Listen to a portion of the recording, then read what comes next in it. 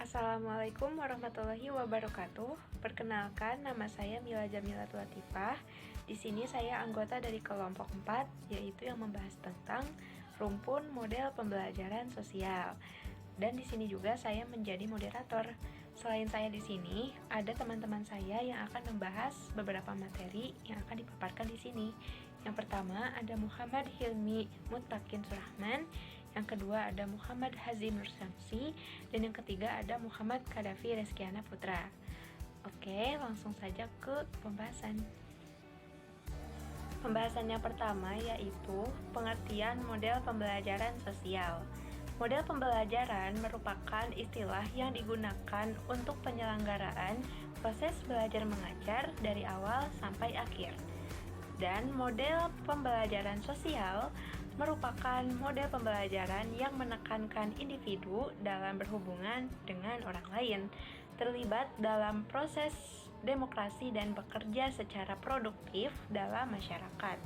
Model ini didasari oleh teori Gestalt, yaitu field theory. Pokok pandangan Gestalt adalah objek atau peristiwa tertentu akan dipandang sebagai suatu keseluruhan yang terorganisasikan. Aplikasi teori Gestalt dalam pembelajaran adalah yang pertama adalah pengalaman atau insight atau tilikan. Dalam proses pembelajaran, peserta didik hendaknya memiliki kemampuan insight, yaitu kemampuan mengenal keterkaitan unsur-unsur dalam suatu objek.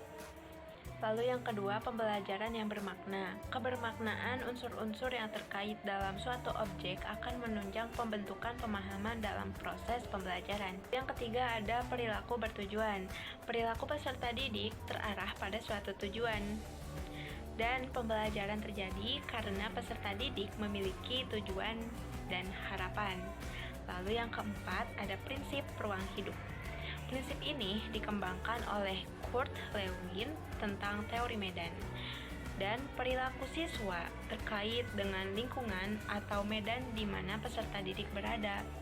Jadi materi yang disampaikan hendaknya memiliki kaitannya dengan situasi lingkungan di mana peserta didik itu berada.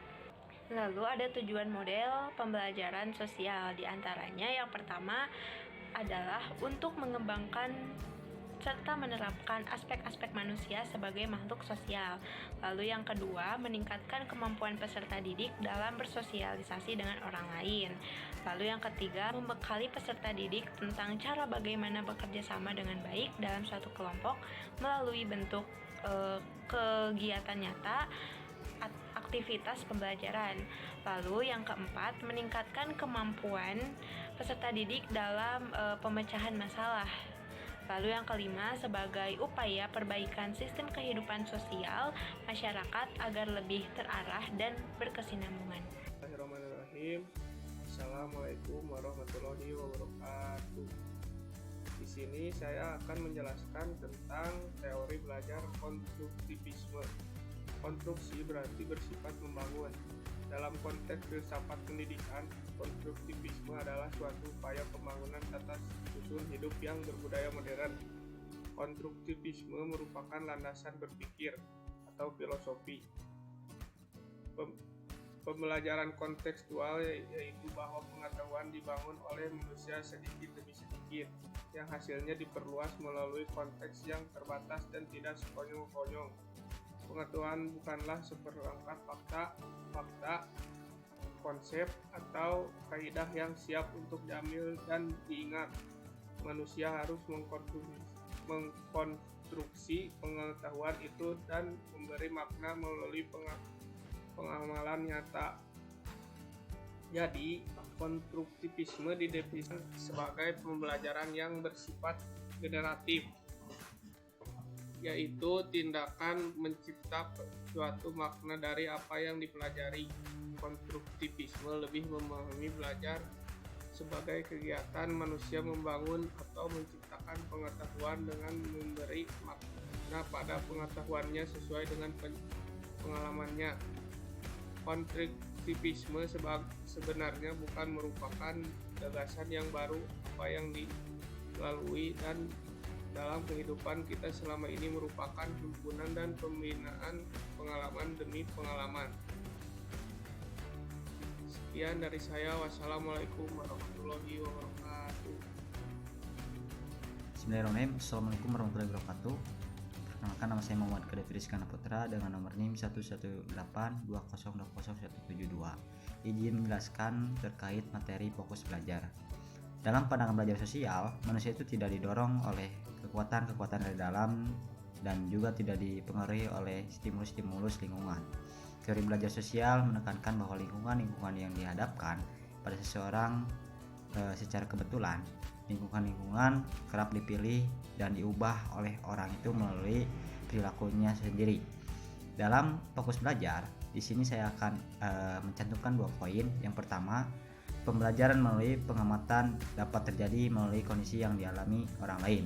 Contohnya, seorang pelajar melihat temannya dipuji ataupun ditegur oleh gurunya karena perbuatannya, maka ia kemudian meniru melakukan perbuatan lain yang tujuannya sama ingin dipuji oleh gurunya. Yang kedua, itu terkait pembelajaran melalui pengamatan meniru perilaku model, meskipun model itu tidak mendapatkan penguatan positif atau penguatan negatif. Saat mengamati ini, sedang memperhatikan model itu mendemonstrasikan sesuatu yang ingin dipelajari oleh pengamat tersebut dan mengharapkan mendapatkan pujian atau penguatan apabila menguasai secara tuntas apa yang dipelajari ini. Jadi yang disampaikan ataupun ada metode yang pertama itu pembelajaran melalui pengamatan dan pembelajaran melalui pengamatan meniru perilaku. Itu saja yang bisa saya sampaikan terhadap materi fokus belajar. Sekian, terima kasih. Wassalamualaikum warahmatullahi wabarakatuh. Assalamualaikum warahmatullahi wabarakatuh. Nama Muhammad Hilmi Muttaqin Surahman. Saya dari kelompok 4 akan sedikit menjelaskan tentang beberapa model pembelajaran sosial dan contoh sintaks. Yang pertama, mungkin ada model-model pembelajaran sosial, yakni kerja kelompok, di mana tujuan dari kerja kelompok ini mengembangkan keterampilan-keterampilan untuk berperan dalam kelompok yang menekankan keterampilan komunikasi, interpersonal, dan keterampilan inquiry ilmiah.